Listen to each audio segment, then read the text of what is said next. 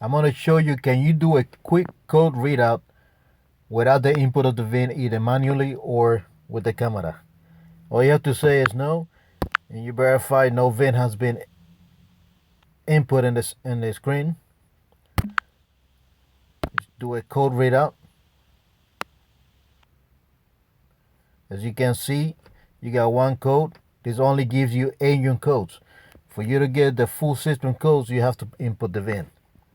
But if you only want to know why your check engine light came on, you just want to get a quick readout without having to wait for the system to do a full readout, you just do it this way and you got your quick readout.